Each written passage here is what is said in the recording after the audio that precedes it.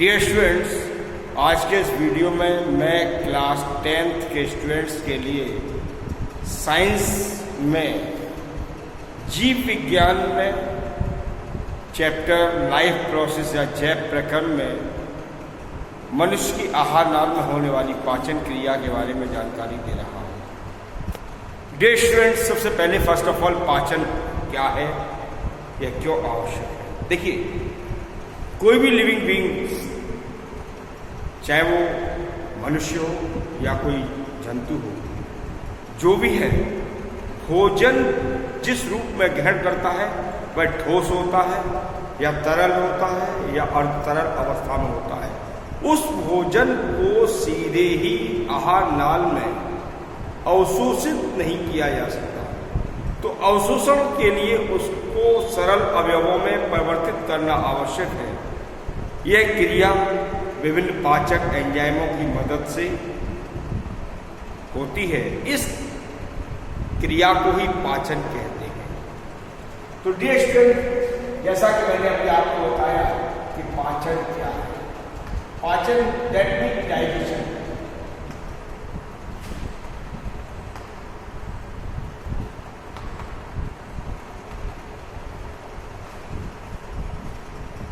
जीवधारी द्वारा ग्रहण किए गए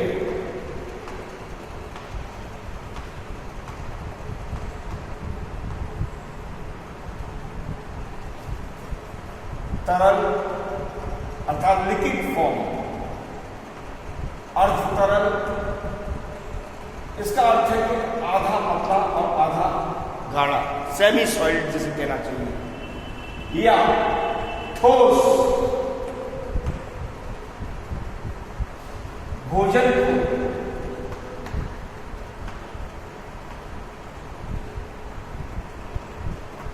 अवशोषण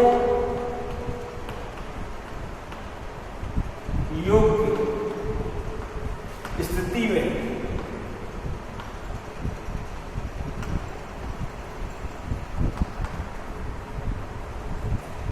विभिन्न भौतिक एवं रासायनिक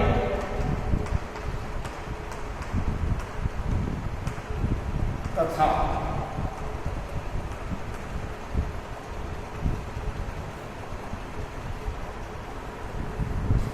पाचक एंजाइमों की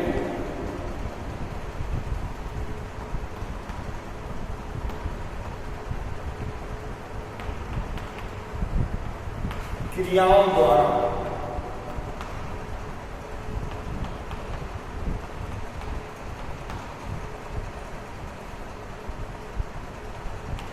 परिवर्तित करना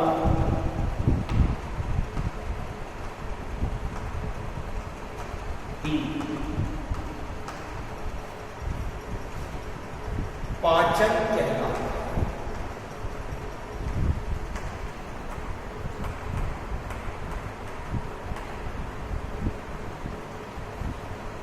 dear student, in human body, मानव शरीर में यह क्रिया विभिन्न अंगों में संपादित होती है। तो मैं आपको इसकी फिजियोलॉजी या मैकेनिज्म के बारे में बता रहा हूं।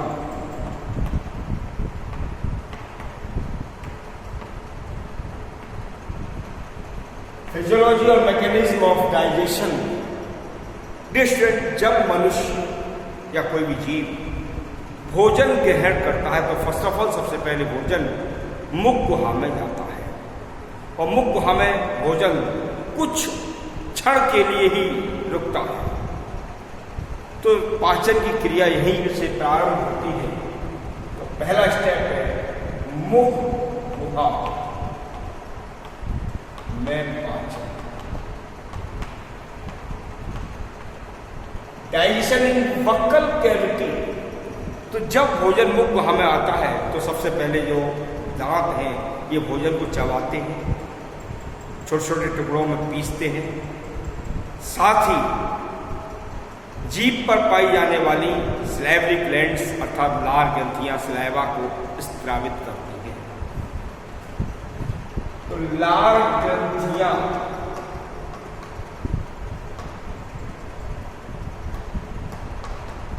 क्या स्रावित कर रही है? लार का स्रावन। इस लार में वेरियस कंपोनेंट्स होते हैं। लार में क्या होता है? जल, म्यूकस जिसे श्लेष्म कहा जाएगा, और पाचक एंजाइम होता है।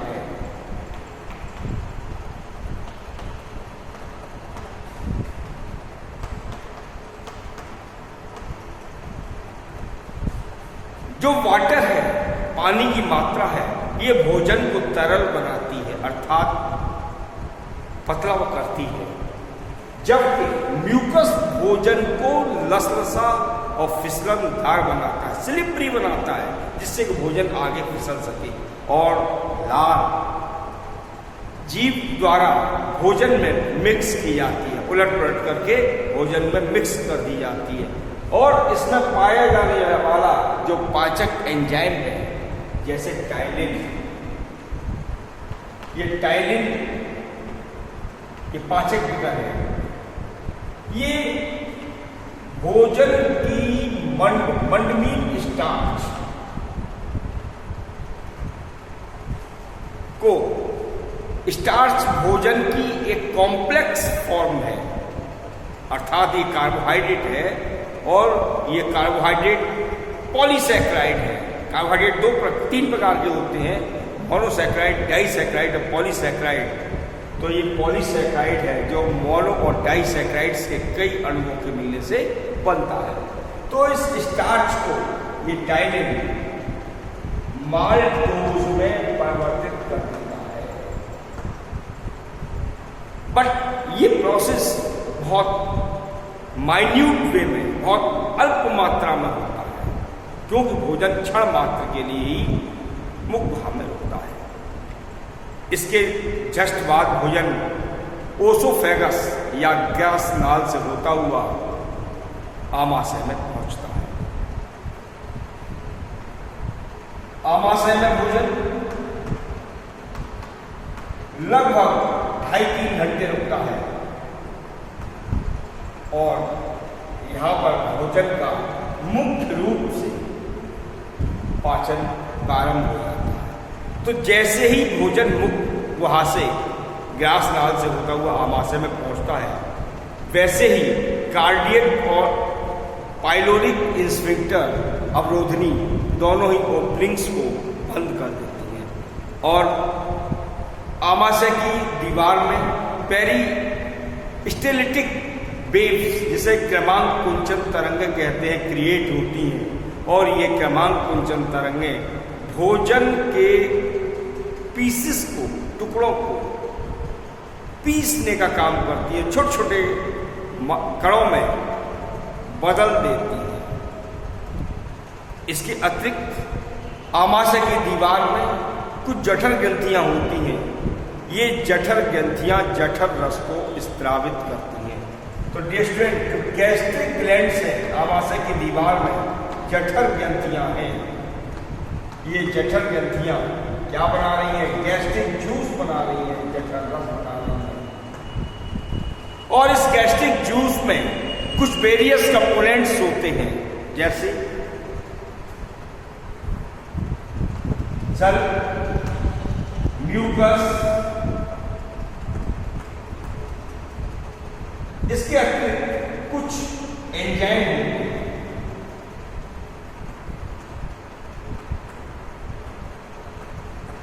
और HCl अर्थात हाइड्रोक्लोरिक अम्ल होता है।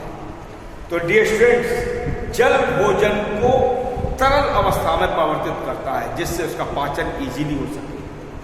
म्यूकस, जैसा कि मैंने पहले भी बताया था अभी, कि म्यूकस भोजन को स्लिपरी, लसलसा बनाता है। और HCl ये हाइड्रोक्लोरिक अम्ल होता है, जिसे नमक का अम्ल भी कहते हैं। इसका आमाशय में पाचन के दौरान बहुत इंपॉर्टेंट रोल है, बहुत महत्वपूर्ण भूमिका अदा करता है। यह भोजन को सड़ने से रोकता है। भोजन को सड़ने से रोकने से मतलब है कि जब भोजन का डाइजेशन होगा तो भोजन का डाइजेशन होगा तो भोजन शॉर्ट टाइम में डाइजेस्ट हो जाएगा और आमाशय में रुकेगा नहीं, जिससे भोजन सड़ेगा नहीं। दूसरी बात, ये भोजन के हार्ड पार्ट्स को गलाता है, डिसॉल्व करता है। इसके अतिरिक्त निष्क्रिय विक्रों, जो निष्क्रिय एंजाइम्स हैं,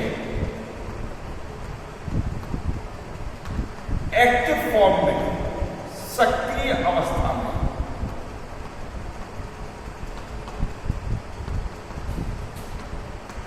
परिवर्तित करता है।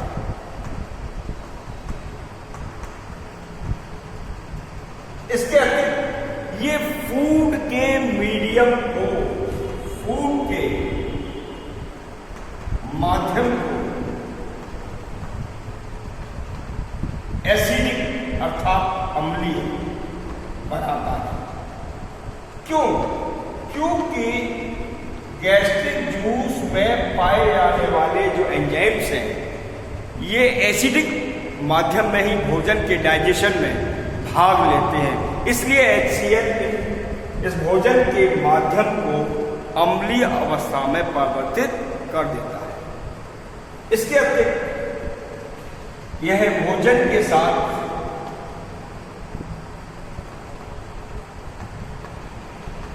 आए हानिकारक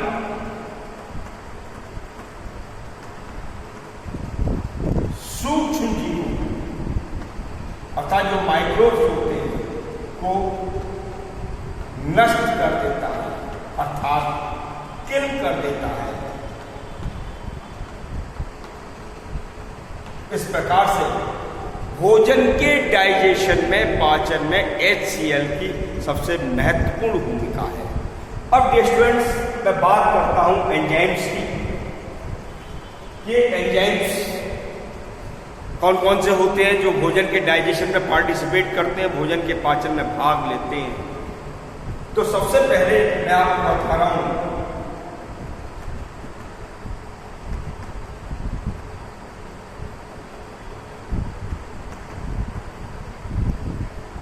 पेप्सिनोजन।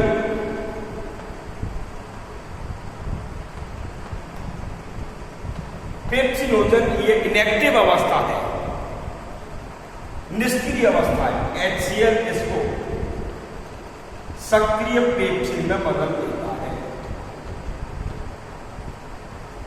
जो कि यह पेप्सिन भोजन की प्रोटीन को, ये पेप्सिन भोजन की प्रोटीन को पेप्टोन्स और प्रोटियोजेज में परिवर्तित कर देता है। इस प्रकार से पेप्सिन भोजन की प्रोटीन को डाइजेस्ट करता है, जबकि दूसरा जो एंजाइम है यह है प्रोरेनिन। HCl इसको सक्रिय रेनिन में बदल देता है। स्टूडेंट्स, ये रेनिन बच्चों में सबसे ज्यादा एक्टिव होता है, सबसे ज्यादा क्रियाशील होता है, जो कि दूध की प्रोटीन को, दूध की कैसीन नामक प्रोटीन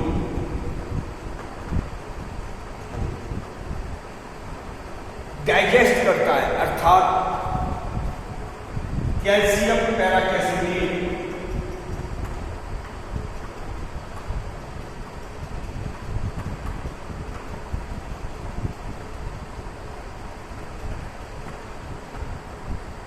में परिवर्तित कर देता है। इस प्रकार से रेनिन बच्चों में मिल्क प्रोटीन को डाइजेस्ट करता है। कभी कभी एक और एंजाइम पाया जाता है, गैस्ट्रिक लाइकेज।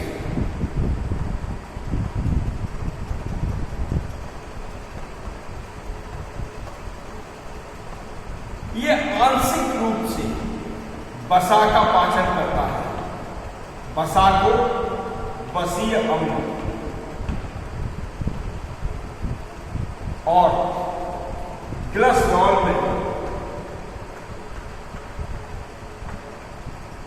बदल देता है। इस प्रकार से आमाशय में प्रोटीन और कुछ मात्रा में फैट का डाइजेशन होता है और इस डाइजेशन के फलस्वरूप भोजन एक पेस्ट जैसी अवस्था में परिवर्तित होता है। इस पेस्ट जैसी अवस्था को कायम कहते हैं। डियर फ्रेंड्स, अब मैं आपको थर्ड पार्ट बता रहा हूं, गहरी में पाचन। जब भोजन आमाशय के पाचन के बाद गहरी में पहुंचता है, वैसे ही गहरी में सहपित्त नली या कॉमन बाइल डक्ट के द्वारा बाइल जूस और पैनक्रियाटिक जूस भी पहुंचते हैं। तो डियर स्टूडेंट्स, सबसे पहले मैं पित्तरस की बात करता हूं। पित्तरस बाइल जूस, यह पीले हरे रंग का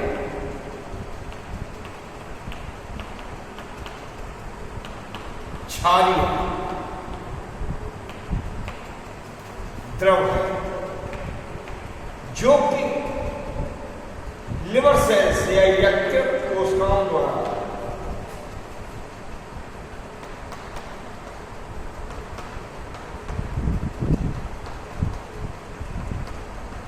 स्त्रावित होता है। यह भोजन को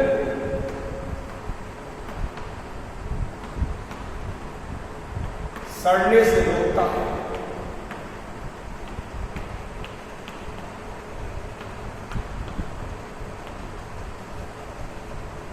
और भोजन के माध्यम को, जो कि एसिडिक फॉर्म में था, क्योंकि आमाशय में जो डाइजेशन हुआ है ये एसिडिक फॉर्म में हुआ है, तो ये एसिडिक फॉर्म में जो भोजन है उसको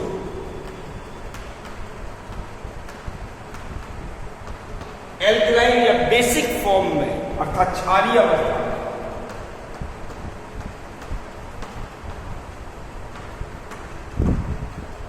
बदल देता है, अर्थात भोजन के माध्यम को क्षारीय बनाता है।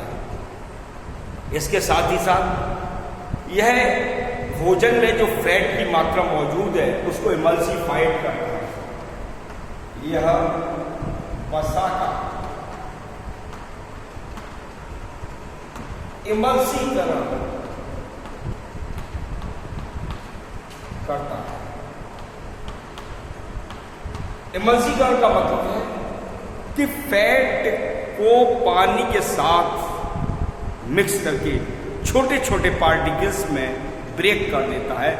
इसके अलावा जो बाइल में जो बिलिरुबिन और बिलिवर्निन जो वर्णक होते हैं उनको भी ये उत्सर्जित करने में मदद करता है, शरीर से बाहर निकालने में मदद करता है। अब पित्तरस के साथ साथ अग्न्याशय रस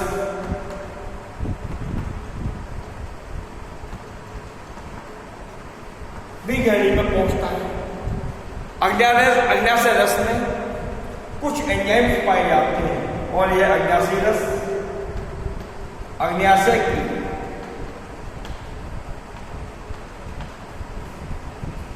पिंडकों की कोशिकाओं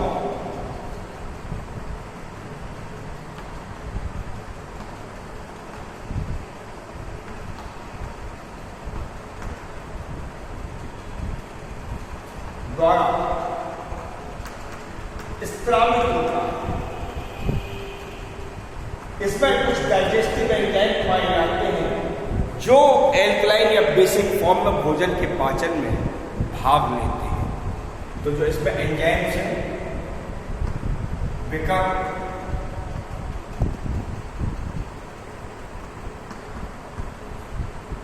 वो मैं आप 1 बाय 1 करके बता रहा हूं। देखिए सबसे पहले ट्रिप्सिनोजन,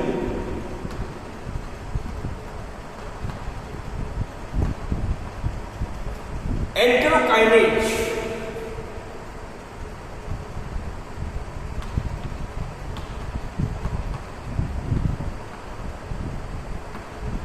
जो हार्मोन है वो इसको ट्रिप्सिन में बदल देता है। इसकी सक्रिय अवस्था है ट्रिप्सिन। यही ट्रिप्सिन भोजन की प्रोटीन के पाचन में भाग लेता है, अर्थात जो प्रोटीन डाइजेस्ट होने से लगेगी तो शेष प्रोटीन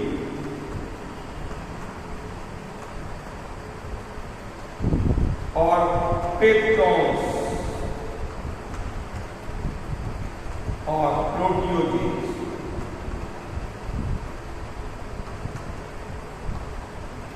इसको ये पॉलीपेप्टाइड में बदल देता है।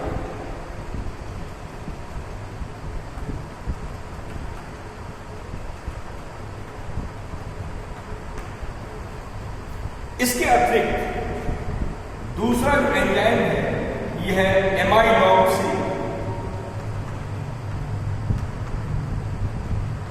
यह कार्बोहाइड्रेट के डाइजेशन में भाग लेता है।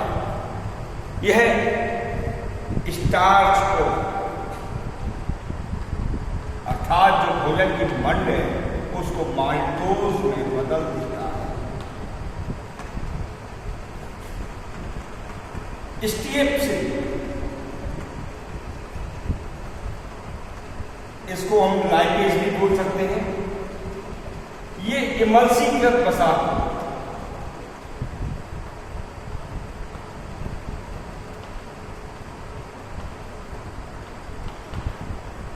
बसीय अंग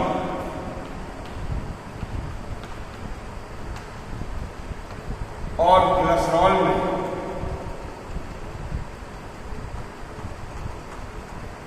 बदल देता है। इसके अतिरिक्त एक और एंजाइम होता है जिसे न्यूक्लियेज कहते हैं।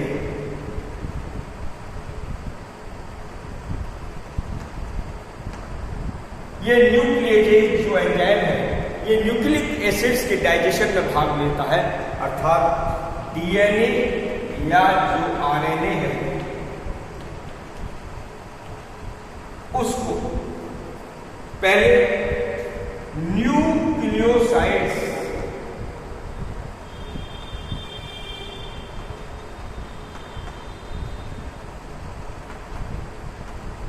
और फिर इसको न्यूक्लियोटाइड्स में परिवर्तित कर देता है।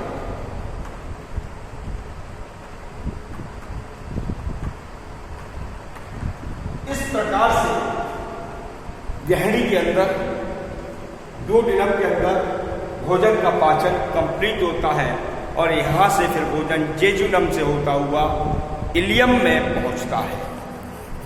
तो इलियम में भोजन जब पहुंचता है तो आंत्रीय ग्रंथियां, इंटेस्टाइनल ग्लैंड्स,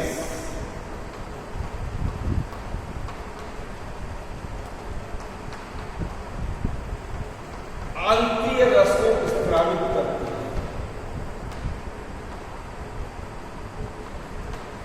और इस इंटेस्टाइनल जूस में जो एंजाइम्स पाए जाते हैं वो फूड के डाइजेशन में पार्टिसिपेट करते हैं, भाग लेते हैं। देखिए मैं 1 बाय 1 करके एंजाइम्स के बारे में बता रहा हूं आपको।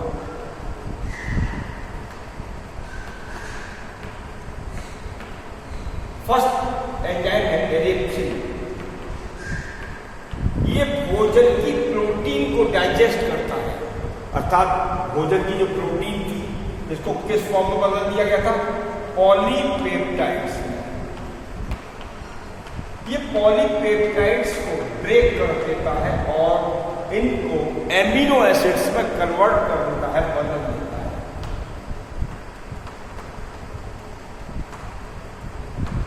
इस तरीके से प्रोटीन सबसे सिंपलेस्ट फॉर्म अमीनो अम्लों में परिवर्तित हो जाती है, क्योंकि अमीनो अम्ल के द्वारा ही प्रोटीन का निर्माण होता है।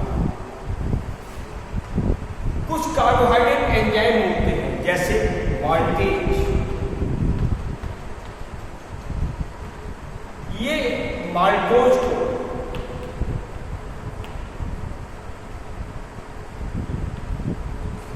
ग्लूकोज में बदल देता है।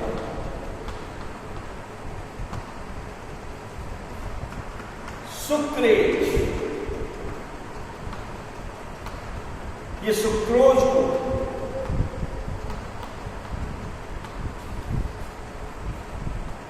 ग्लूकोज और फ्रक्टोज में बदल देता है।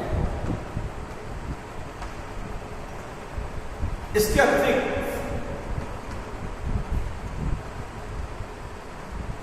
लाइपेज,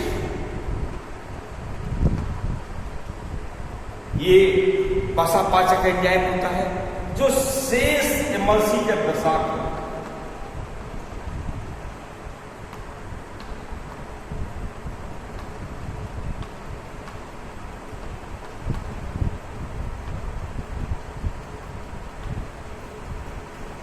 बसीय अम्ल, फैटी एसिड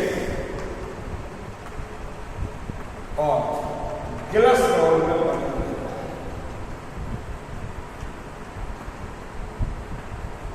इसके अतिरिक्त न्यूक्लियेजेज जो एंजाइम होता है, ये न्यूक्लिक एसिड का डाइजेशन करता है, अर्थात शेष न्यूक्लिक एसिड जैसे डीएनए और आरएनए को ये पहले न्यूक्लियोसाइड्स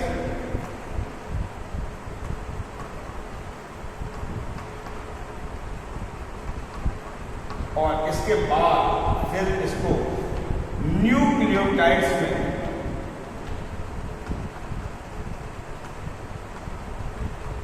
परिवर्तित कर देता है। इस प्रकार से इलियम में भोजन का डाइजेशन कंप्लीट हो जाता है और पाचन के बाद भोजन का अवशोषण भी यही इलियम में ही संपादित होता है। तो डियर स्टूडेंट्स, आज इस वीडियो में मैंने आपको ह्यूमन एलिमेंट्री कैनाल में पाचन कैसे होता है इसके बारे में जानकारी दी। यदि मेरा वीडियो पसंद आ रहा हो तो इसे लाइक और शेयर करना ना भूलें। साथ ही जिन्होंने मेरे चैनल को सब्सक्राइब नहीं किया वो विद्यार्थी मेरे चैनल को सब्सक्राइब कर लें। ये ध्यान रखें कि इस वीडियो से बहुत सारे छोटे छोटे important questions, very short questions भी निकलेंगे। यदि आप इस वीडियो को ध्यान से सुनेंगे तो जरूर आप लाभान्वित होंगे, ऐसा मेरा मानना है। Thank you.